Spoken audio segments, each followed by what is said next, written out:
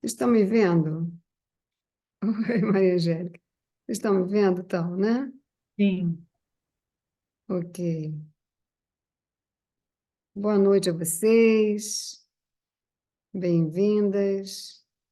Bem-vindos que assistirão posteriormente esse encontro nosso sobre alguns temas, né? Estou aqui no gostosinho de Visconde de Mauá. Acabei de ver uma lua cheia linda, em, a fase final, né, do plenilúnio dela. É uma das luas mais poderosas do ano, lunar, que é composto de 13 meses lunares. Sempre que eu olho para a lua cheia, é impossível não lembrar de Krishna, né? Porque ele nasceu na dinastia da lua.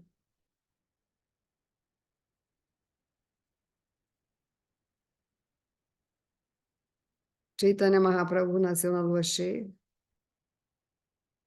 E depois, a seguir, né? Na lua cheia e também, juntamente, um eclipse lunar.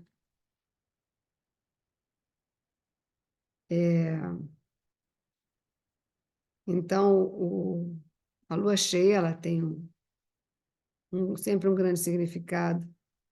E nós estamos acompanhando aí todas as luas, cheias e novas, já há quantos anos? Já perdi a conta. Isso é bom porque a gente entra numa frequência mais transcendental, né? Mais espiritual. Sai um pouco assim desse cotidiano massificante, né? Que gera tantos condicionamentos, tantos padrões repetitivos. Então, é um momento de contemplação, né? A contemplação e a adoração não tem diferença. Adorar é contemplar, contemplar é adorar.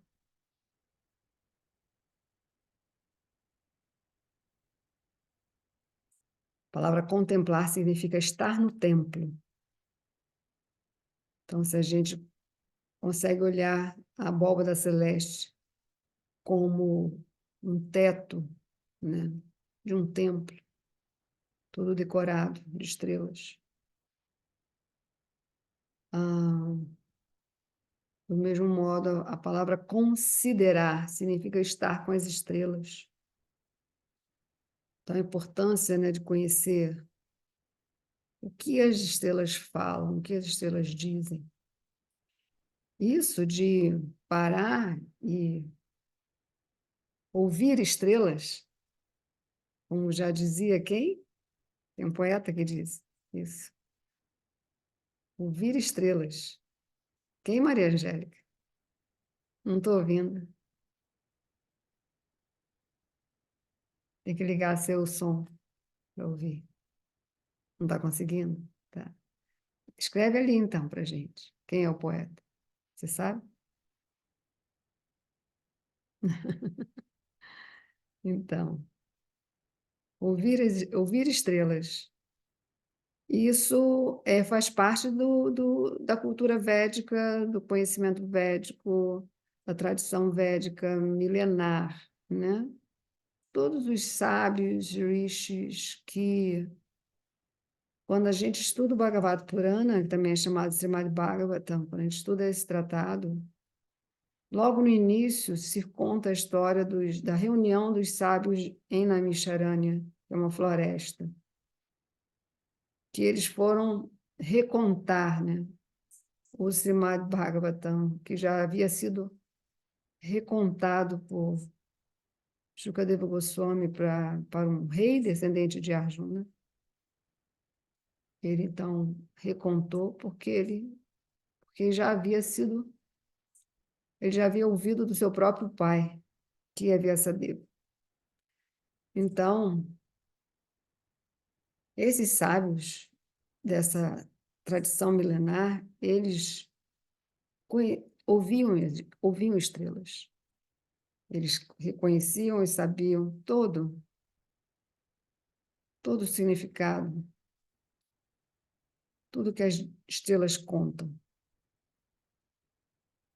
Isso a gente sabe também, nós que estudamos astrologia védica tradicionalmente, né, através do Brihadeparasharahora, que é um tratado milenar, que é um diálogo entre Parasharamuni e Maitreya Rishi, sendo Parasharamuni o pai de Vyasadeva, né? Quem estuda o Mahabharata, no Mahabharata, logo no início do Mahabharata, existe o encontro de Parasharamuni com Satyavati,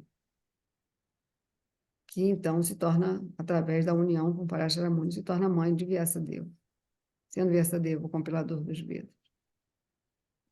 E existe, então, essa sucessão de mestres e discípulos milenar, que começa a partir de Brahma e a seguir de Vyasadeva. E aí, mestres e discípulos vêm dando sequência até os dias de hoje. Ela não se quebrou. Depois que Krishna relatou a Bhagavad Gita para Arjuna,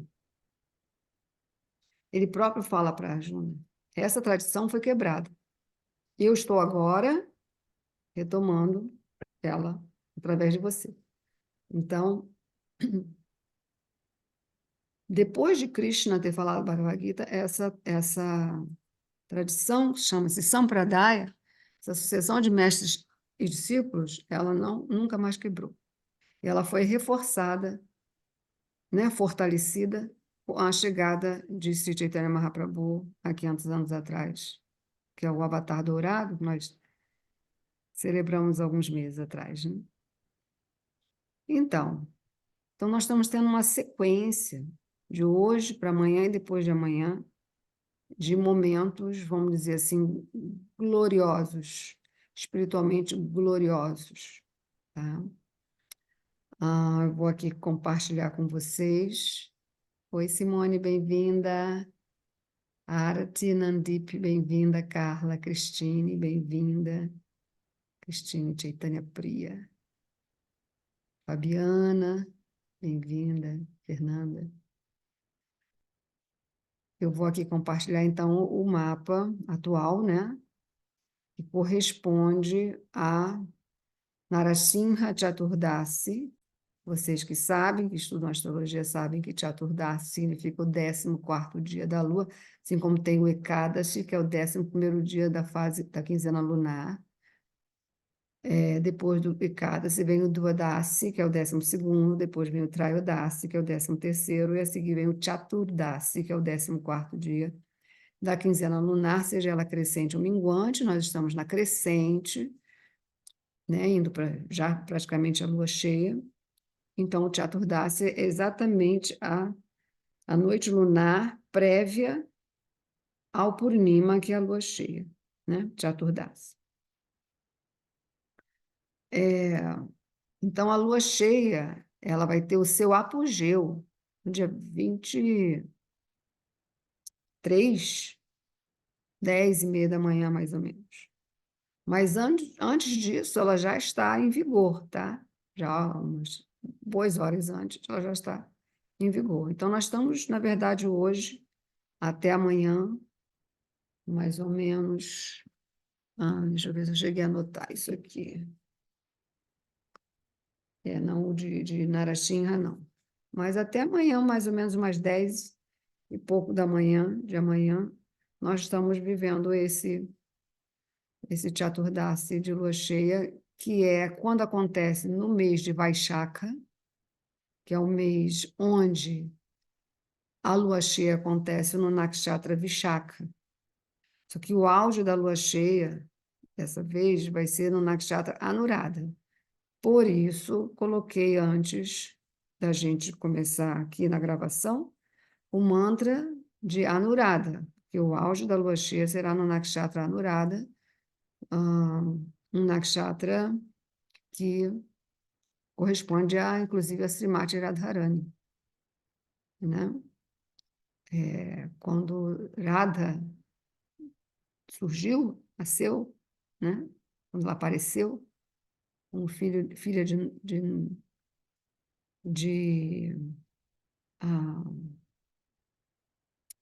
Kirtida Devi e O pai dela não é Nanda Baba, o pai dela se chama Bhanu alguma coisa. Então, a lua estava em Anuradha. A lua estava em Anuradha. Mas era uma lua quarto crescente.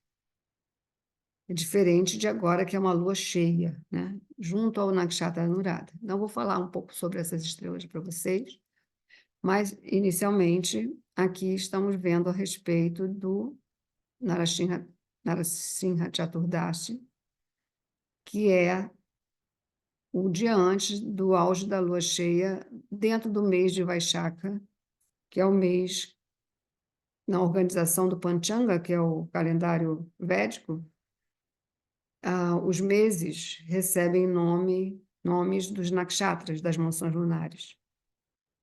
Só que em vez de ser Vishaka, é Vaisakha, tem uma mudançazinha na pronúncia, porque adquire esse significado de mês, por ser mês, né? Então tem uma mudançazinha assim no nome, mas em geral é assim, mês de Maga, mês de Vaishaka, mês de Ashwini. Os nomes são por aí, são 13, né? São 13 meses, não são 27 nakshatras, então não são todos os nakshatras que dão nomes aos meses, tá? Bom, então isso eu mostrei aqui para vocês verem aqui, Shukla Chaturdasi, no mês de Vaishaka, é o Narasimha Chaturdasi, é a mesma coisa.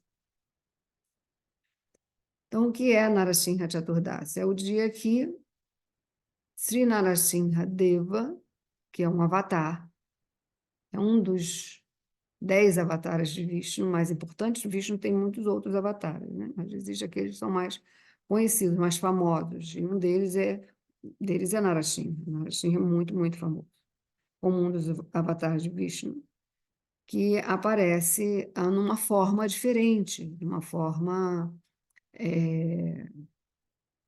a parte de baixo, né?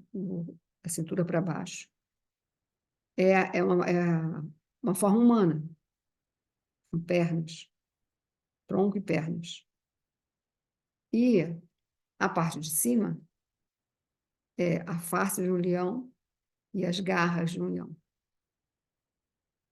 E, ao mesmo tempo que tem essa forma diferente, ele é também um ser divino, ele também é Deus. Então, Nara significa homem, Simha, leão, Deva, Deus.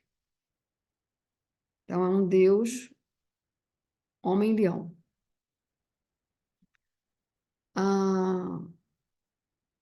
Ele traz a presença da ira, da fúria, da ira transcendental divina. E quando Narasimhadeva aparece, ele aparece muito zangado, muito furioso, muito furioso. Então, ele executa essa performance, né? Essa lila, né? Transcendental, para o prazer de seus devotos, para o prazer daqueles que... Então, quando Narasimha Chaturdasi, o devoto fica muito feliz, porque Narasimha é a promessa que Krishna faz a Arjuna de que eu sempre lhe protegerei. Então, por que ele chega tão zangado? Ele chega zangado porque ele tem um devoto, né? Um devoto de Vishnu, que é Prahlada Maharaj. Prahlada é um garotinho de 5 anos. Mas ele veio de um pai que invejava ele muito. Então, a inveja chegou a tal ponto que levou o pai a perder a noção, né? Ele ficou sem noção, ele ficou fora de si, né? Então, esses aspectos, vamos dizer, sombrios da existência humana, tais como a gula, a preguiça, tais como a ira, como a inveja, ou a vaidade, ou o orgulho, a covardia. Então, Hiranyakashipu, ele, de um certo modo, engloba tudo isso, né? E principalmente a luxúria, né? Ele quer exterminar seu próprio filho com apenas 5 anos, um garotinho de 5 anos. Ele quer exterminar esse filho. Então, em defesa de Prahlada, Narasimha vem, então, trazendo, né? Vishnu vem trazendo esse aspecto, né, da fúria divina. E nada para representar melhor a fúria do que um leão, muito bravo. Então, ele vem em nome, né, para proteger, para cumprir essa promessa, né? Eu sempre lhe protegerei. Então, ele vem e protege para lá.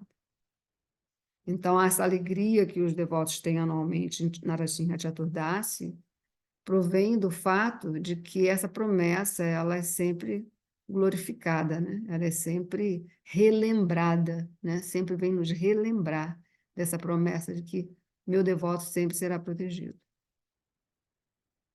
Então, é muito interessante que quando Narasimha vem, ele vem muito zangado, ele luta contra um exército, ele não luta só com o Hiranyakashipu. Hiranyakashipu tinha um exército, o exército vem na direção de Narasimhadeva sozinho, luta com todo o exército de Hiranyakashipu e finalmente vai até Hiranyakashipu e extermina Hiranyakashipu. Não havia outra saída, né?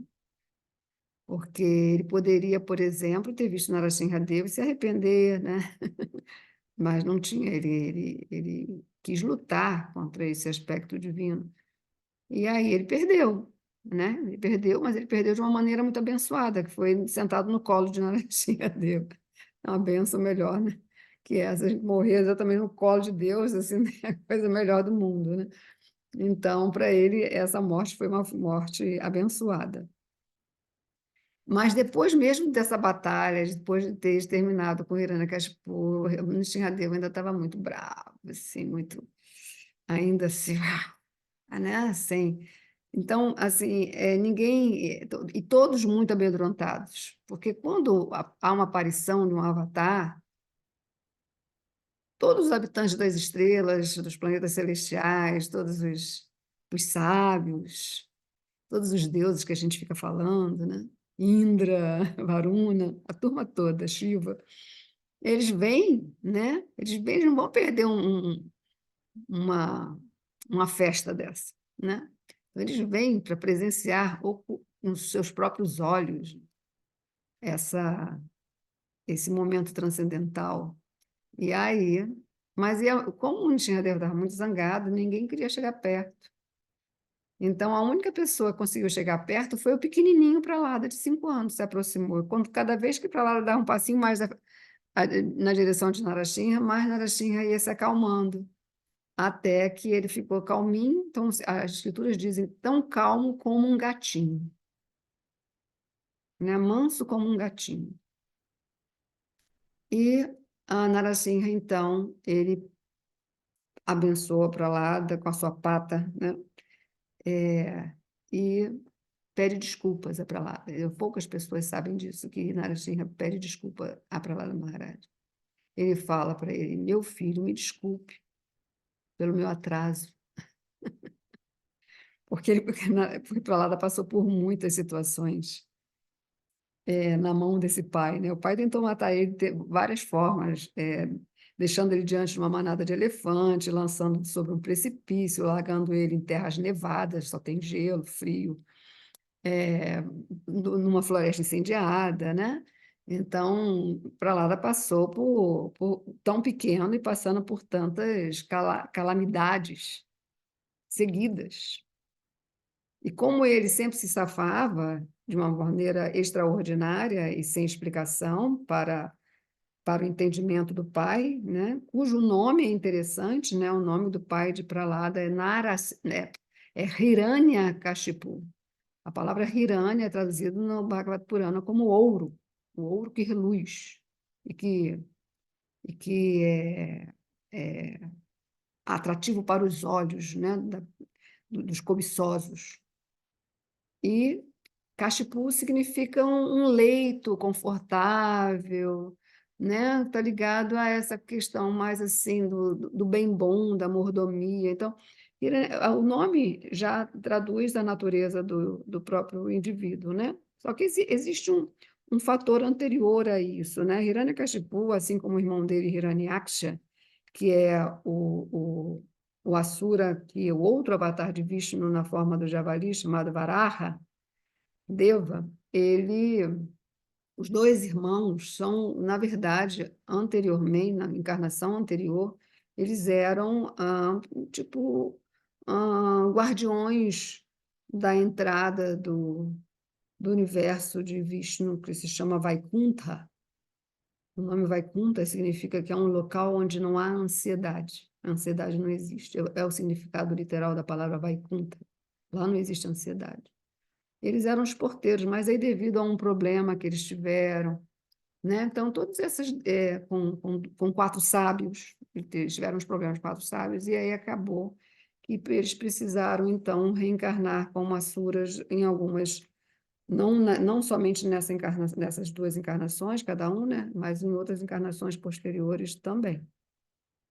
Talvez umas 3 ou 4 vezes eles tiveram que reencarnar, mas sempre participando da lila, da Mahalila do Senhor Krishna ou do Sri Chaitanya Mahaprabhu, assumindo um personagem específico nessa. Então, é muito assunto, né? Há pouco eu estava meditando na questão, e as pessoas buscam a astrologia védica cada vez mais, né?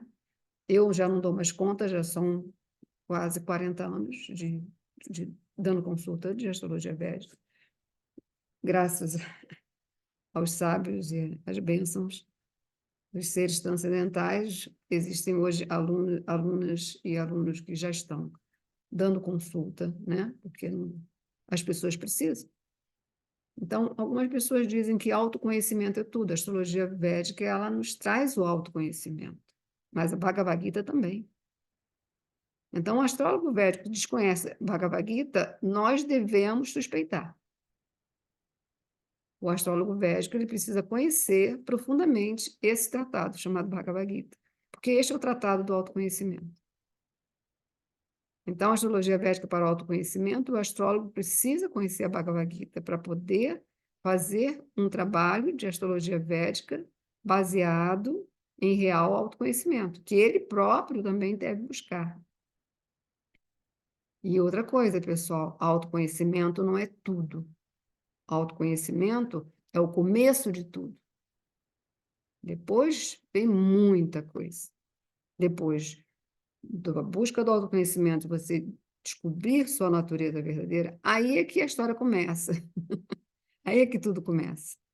Então, a gente começa, então, a caminhar, percorrer um percurso onde muitas coisas nos são ensinadas, né? Muitas coisas nos são reveladas. Então, quando a gente conhece a história, assim, tipo Beabá de Narasimhadeva, Prahlada Maharaj, Hiranyakashipu, aquela história que a gente repete todo ano, porque tem que repetir mesmo, né? De acordo com Mircea Eliade, é necessário que, a, a, a repetição é a rememoração, né? Quando a gente faz uma celebração de Narasimhadeva, a gente vai acender incenso, vai acender lamparinas de guia, vai colocar frutas, vai colocar flores, vai trazer toda essa intenção. É uma intenção ritualística. O ritual ele é rememorador. Todo ritual rememora o mito, né? A questão é que o mito ele é mal entendido. Muitas pessoas comparam mito com fábula. Mito não é fábula. Mito é a palavra mito com H, né? Mito com H, T-H-O, significa literalmente plano. A tradução de mito é plano. A gente pode entender plano como um plano que se planeja, como a gente pode entender plano também como dimensão. Então, qual é a dimensão de Narasimhadeva, né? Em que dimensão? Exatamente para afugentar todas essas sombras. Começa da ira e vai até a preguiça. Ira, orgulho, vaidade, inveja, cobiça, covardia, gula, luxúria e preguiça. É isso que ele vem afugentar todo ano, então a gente tem essa chance de colocar, a partir da força que essa data lunar nos oferece, poder nos reabastecer com essa confiança de que Deus sempre nos protegerá. E, além disso, afugentar todas as trevas, a escuridão, através do quê? Através da luz do conhecimento. Então, é importante conhecer a história de Narasimhadeva. A história de Narasimhadeva é um upaya, ele é um antídoto para situações calamitosas que deixam a nossa fé balançada, que a gente está com muito medo, a gente não sabe o que será do amanhã. Nós tivemos essa calamidade aí lá no sul do nosso país, então as pessoas estão muito desalentadas, né? Estão muito sem esperanças, temerosas, apreensivas, né? Em luto, que perderam coisas, perderam pessoas, perderam animais. Então, assim, ter esse momento de Narasimhadeva é um levante. Olha, minha experiência, sempre que me encontrei em situações assim muito difíceis, sempre foi o mantra de Narasimhadeva. Inclusive em momentos de trepidação em avião. É assim, é terminar de cantar e o avião tranquiliza. É muito poderoso. O mantra que eu coloquei para vocês ouvirem antes, mas existem muitos outros, é o Narasimha Kavacham, que é o escudo de Narasimhadeva.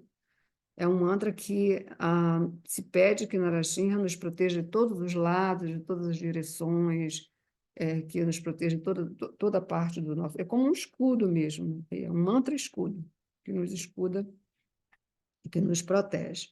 E aquele ritual que vocês viram, né, numa cerimônia, um Agnihotra, uma cerimônia de fogo, vocês podem perceber a potência desse ritual, como é forte, é num templo que existe na Índia, num lugar chamado Mayapur, em Navadvip. Navadvip é uma região na Índia, na Bengala, onde existem 9 ilhas sagradas. Na Shinra passado eu falei, não, agora, nesse Chaitanya Mahaprabhu, no Gora Purnima, eu falei sobre as 9 ilhas. E uma dessas 9 ilhas está esse templo. O templo é um complexo grande, né? E existe um templo lá, é dedicado a Narasimhadeva e também a uma deidade do Senhor Krishna, Radha Krishna, acompanhado com as 8 gopis, e essas deidades elas estão em tamanho natural ou até de uma pessoa mesmo, ou até maior que uma pessoa. E o Narasimha desse templo chama-se Ugra Narasimha, que é o Narasimha bem bravo. Ugra quer dizer ira, então é a ira divina, né? Que cai sobre aqueles que não só possuem uma conduta ímpia, impiedosa, sem compaixão, mas também cai sobre os atos ímpios, não só sobre as pessoas, mas sobre os atos ímpios, sobre os atos onde a compaixão não está incluída. Então, assim, é muito importante como a gente reage às situações, né? A nossa reação, ela deve ser observada por nós. Então, Hiranyakashipu, ele representa o delírio, né? A loucura, né? A perda da razão, quando alguém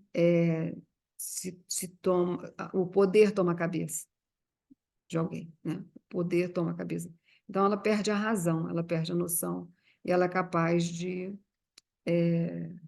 ir até contra seus próprios princípios prévios, que ela sustentava previamente, porque o poder sobe a cabeça, ela abre mão desses princípios. Então, o Narasimha, ele é que vem contra essa condição, né? Toda vez que Krishna, ou um avatar do Senhor Vishnu, executa um asura, a luz, o fragmento divino que também habita esse asura, ele entra no corpo de Vishnu ou no corpo de Krishna. Ele entra, né? Ele se funde ao corpo de Krishna. Então, ele alcança, por isso, um tipo de liberação. Os ensinamentos védicos explicam a respeito de vários tipos de liberações. Uma das liberações é essa, né? Que é se fundir no divino. Então, isso que acontece, porque como o Asura ele não exercitou a devoção, o amor, o prema por Deus, né? Por Ada, que é a deusa, né? Ele, então, não tem essa oportunidade de trocar, né? De interagir, de reciprocar com o divino. Sobra para ele apenas esse tipo de moksha, esse tipo de liberação, que é fundir no corpo transcendental, espiritual, do Senhor Supremo. Ok? Vou interromper aqui esse compartilhamento. Se vocês tiverem alguma dúvida sobre o assunto, alguma pergunta a fazer, alguma explicação, um comentário que queira fazer, fiquem à vontade.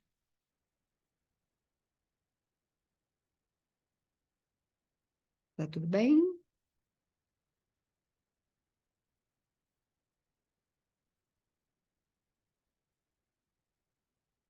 Boa noite. Ok, então agora o outro tema é a lua cheia. A lua cheia, que essa lua cheia é uma lua cheia também, né? Uma das 13 luas ao longo do ano lunar, no mês de Vaixaka, que nós celebramos, então, o aparecimento de Buda. Então, é também conhecido como Buddha Purnima, a lua cheia de Buda, que deve acontecer com o Sol ainda em Touro. Então, quando as pessoas falam assim, a lua, a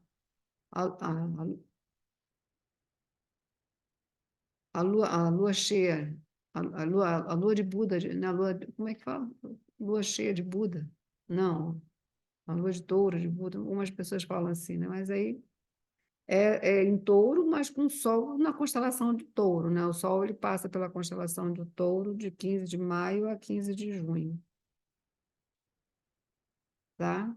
Esse é o período do percurso do Sol pela constelação do Touro. Então, quem nasce entre 15 de maio e 15 de junho, nasce com o Sol em Touro.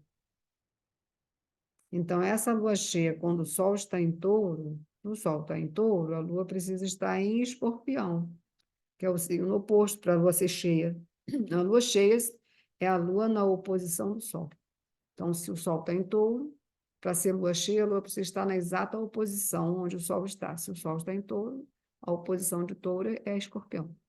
Então, a Lua precisa estar em Escorpião. Entre o final de Libra e o início da constelação de Escorpião, existe uma mansão lunar, chamada Vishaka. Vishaka, sideralmente falando, são algumas estrelas que compõem a constelação, ou um dos pratos da constelação da Libra. Porque o que acontece com a constelação do Escorpião? Isso dentro de matemática sideral mesmo, né? É uma constelação que ela não está inteiramente na eclíptica planetária, que é por onde os planetas passam, né? Ela não está inteiramente. Ela só tem na eclíptica aquilo que a gente chama das garra do escorpião, né? As garras do escorpião. Alguns astrônomos chamam de cabeça do escorpião, né? Porque tem a cabeça e tem as garras, fazendo assim, é imenso. E aí algumas estrelas compõem essa parte, né, da constelação do escorpião. E o resto do corpo do escorpião, que seria então o corpo e a cauda e o ferrão, vão tudo para baixo da eclíptica. Então, talvez em um outro tempo, em outra fase de precessão da Terra, a constelação do Escorpião não estivesse assim tão pouco dela na eclíptica, né? Então, hoje, mas isso é milhares de anos, tá, gente? Ela divide o espaço com uma outra constelação na eclíptica, né? Ela divide na eclíptica um espaço uma outra constelação chamada Ofiuco. Então, é Libra, a garra do Escorpião, os pés da constelação do Fiuco e aí a constelação do Sagitário. É assim que está, né? Quando a gente olha para o céu, é assim, exatamente assim que se encontra. Então, a Vishaka sideralmente falando, algumas estrelas que compõem um dos pratos da constelação da Libra, mas esse prato da constelação da Libra está bem pertinho, assim, do lugar da constelação do Escorpião, está muito próximo. Então, a palavra Vishaka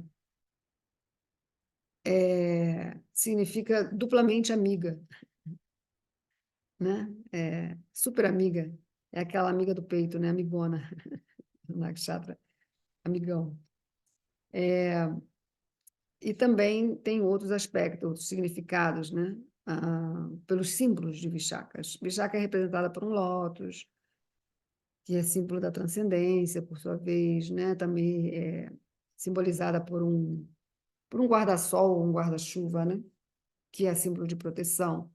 Também representado por um portal decorado, que representa também um lugar de você de transição, né? Onde você sai de uma dimensão e passa para outra dimensão.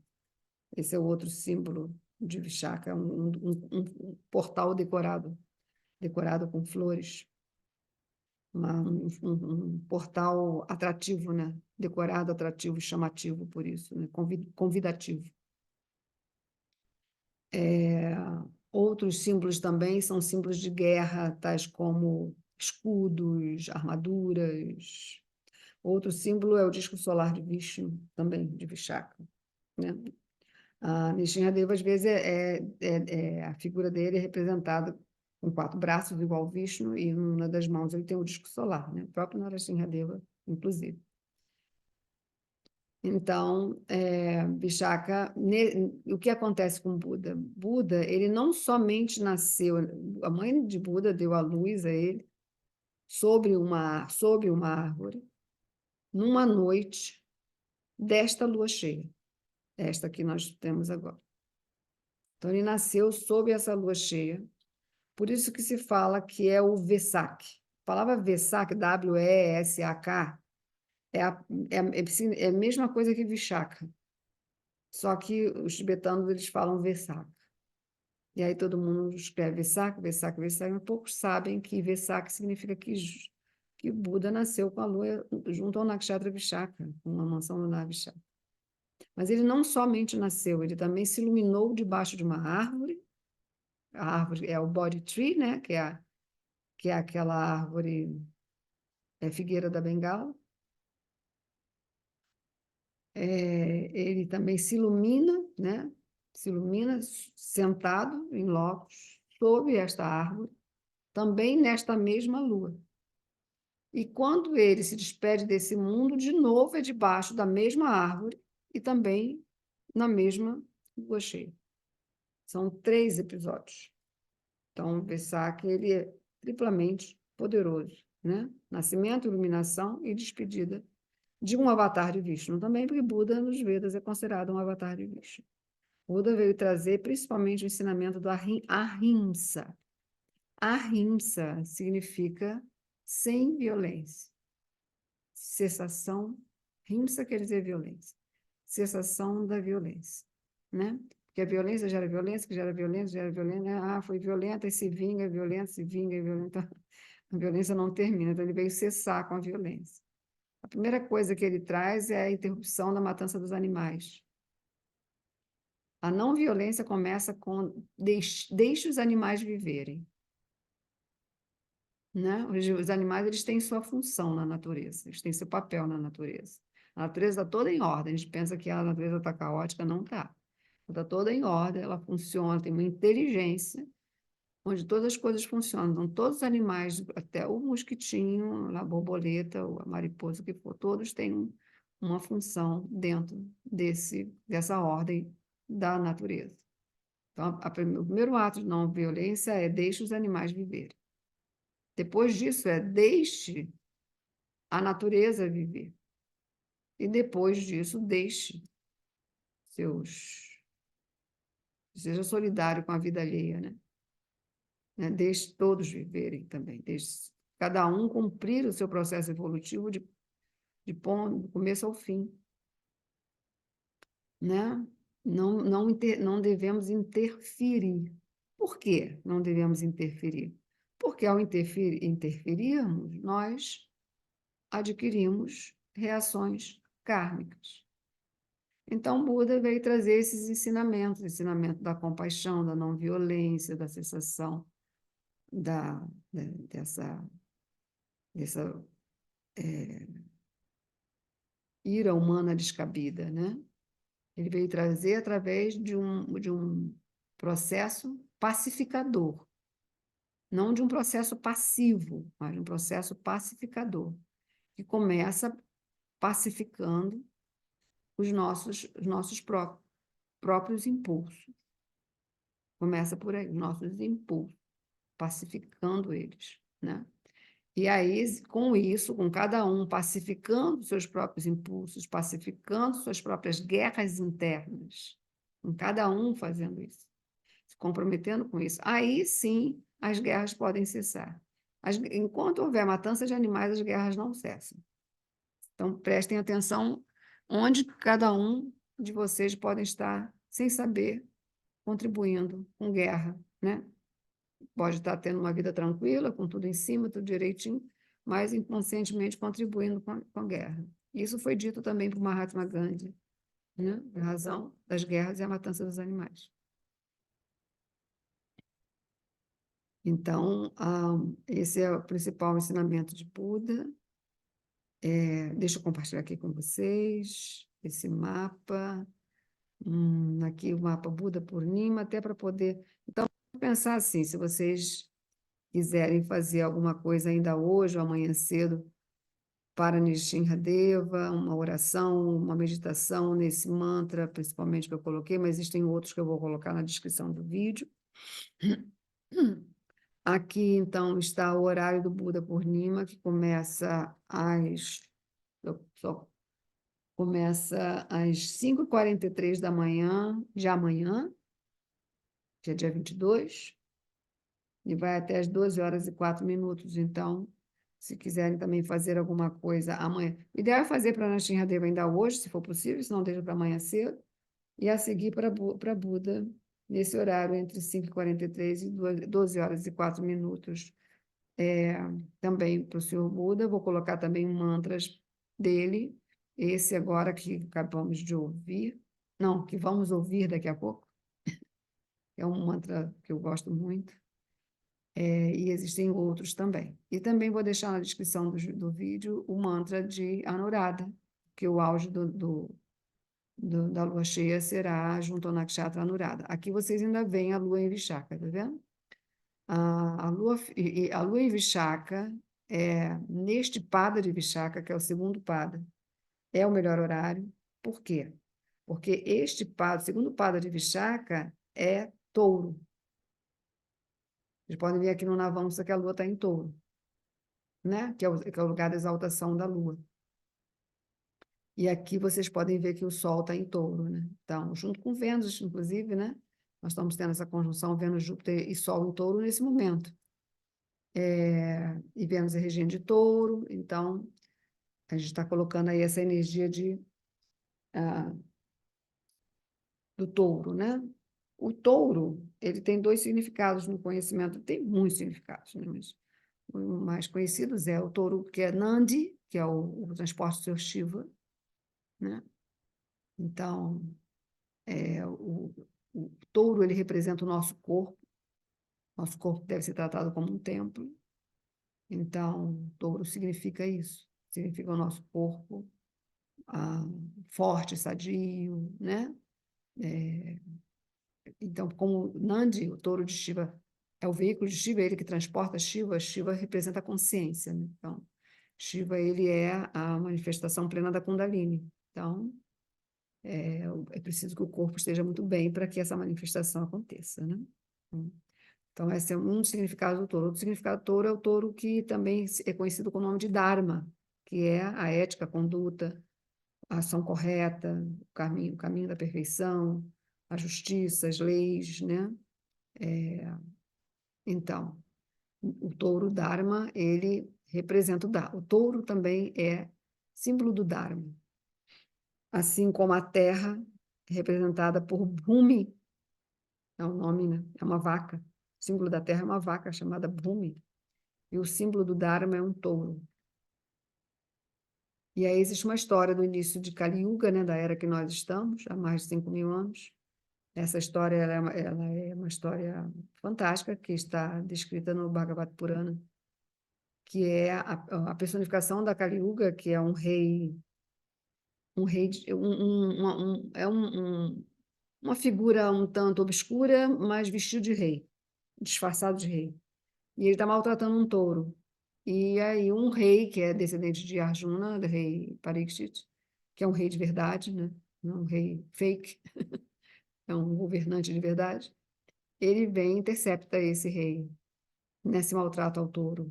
O que o rei está fazendo, o rei obscuro está fazendo com o touro? Está maltratando o Dharma, está maltratando os valores éticos da conduta correta, que é ensinado tanto no budismo quanto no hinduísmo, e, na verdade, praticamente em todas as religiões, no seu sentido original, né? Na raiz das religiões, e não que as religiões assumiram o formato posteriormente, né? Originalmente é sempre baseado na questão, usa outras palavras, outros termos, mas em sânscrito o termo é dharma. Então, existe o budismo, ele se desenvolveu muito, né? Assim, algo que existe no budismo é que ele, de acordo com o lugar para onde ele é levado, para onde os ensinamentos foram levados, para onde foi propagado, o budismo ele tem uma maleabilidade que se se junta, se funde um pouco com as tradições locais. Então, a gente tem budismo tibetano, budismo na Tailândia, na China, no Japão, né? Como é o nome daquele Nepal, né? Então, e outros países. O budismo chega e, ao mesmo tempo, se adapta, se adequa à tradição local, né? Dos residentes locais. Isso é algo que existe no budismo que é muito especial, né? Então, esse é o período, tá? E aqui o outro mapa que eu tenho para compartilhar com vocês. Só um minutinho. É o mapa do momento da lua cheia, que é aqui. Estão vendo? Não, né?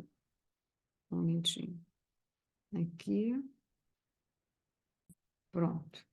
Esse é o momento da lua cheia, que será às 10h53 do dia 23 de maio, é o apogeu da lua cheia. Vocês podem ver aqui o grau do Sol, 8 graus e 43 minutos de Touro, e a Lua, 8 graus e 43 minutos de Escorpião. Então, esse é o auge da lua cheia. A partir desse momento, logo a seguir, já começa o Pratipati, que é o iniciozinho da fase minguante da lua.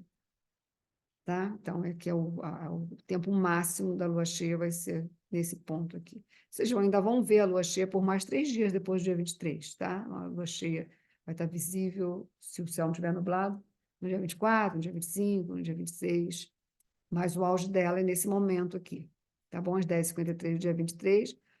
Eu recomendo que possam ouvir pela manhã mesmo, não precisa ser nesse horário, pode ser pela manhã cedo, ouvir o mantra de Anuradha. Vocês estão vendo aqui que a lua cheia será no Nakshatra Anuradha, tá? No segundo pada de Anuradha.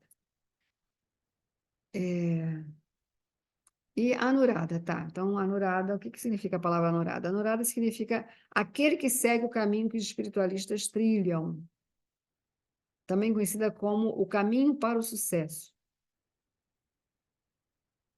Ela também tem símbolos como o guarda-chuva, também tem símbolo como o lótus, né? Anuradha. Ela, são 6 estrelas dentro dessa parte da constelação do Escorpião, que são as garras do Escorpião. São 6 estrelas, fazem como se fosse um C, né? Ou um crescente, assim. Ou como se fosse um chifre de um touro, assim.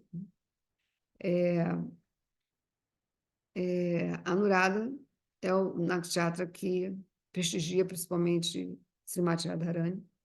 Radha Krishna é conhecido como o exímio dançarino e Radha como a exímia dançarina. Então, Anuradha também é um nakshatra que traz esse aspecto da dança, do dançar, né?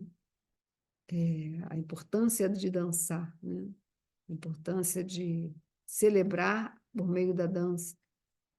Então, a dança da raça foi uma dança circular que foi feita, que aconteceu. E ainda acontece, né, para quem tem olhos para ver. Numa região específica na Índia, chamada Vrindavana, um lugar chamado Sevakundja. Lá ocorreu a dança da raça. Várias noites de encontro de Krishna com, no mínimo, 108 golpes. E eles faziam, então, essa dança circular, noite adentro, especialmente na lua cheia. Então, a Anuradha tem esse aspecto da dança, e também é, é a lua cheia que nos habilita a não sermos tão suscetíveis às tentações, a gente saber resistir às tentações, mas sem se entregar a uma rigidez, a uma dureza de comportamento. Porque escorpião é o lugar da transformação, né? Da transmutação, da purificação, né? Escorpião pode trazer muita dor, mas é uma dor que está sendo necessária como veículo de uma purificação, né? Escorpião também é um lugar da cura, né? Alguns dizem que Escorpião é a constelação, é a residência do seu Shiva, né? Porque Shiva ele é um deus da transmutação, né? Traz a morte como uma oportunidade de transmutação, de transfiguração, de transformação, de deixar a forma antiga, né, para trás e como se fosse uma forma que nos veste, né? Então, tirar essa vestimenta, né, para que a nossa forma real, verdadeira, autêntica possa reluzir. Então, Escorpião é uma constelação que é composta por estrelas, todas as estrelas que compõem a constelação de Escorpião são de alta visibilidade. E existe uma estrela central chamada Antares, né? Que nós conhecemos como Nakshatra Giesta, que é onde a Lua vai estar no dia 24 de maio, né? Depois desse auge da Lua cheia, ela vai se alinhar a Antares, que é uma estrela no centro da constelação do Escorpião. Ok? Bom, então está tudo colocadinho aqui. Tentei explicar da melhor forma possível. Espero que vocês estejam bastante abastecidos, né, da informação que vocês precisavam. E vamos estudar também para saber mais, né? Estudar é importante. Alguma pergunta? Algum comentário? Algo que queira dizer sobre esse momento glorioso na Shinra Chaturdashi, Buda Purnima e a lua cheia no Nakshatra Anuradha. Está todo mundo em paz?